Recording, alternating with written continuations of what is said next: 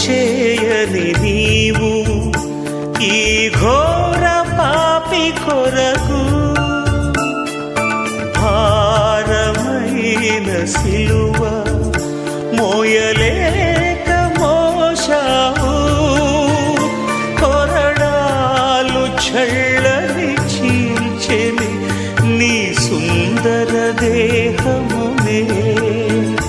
కొరడాలు చళ్ళని చీల్చెని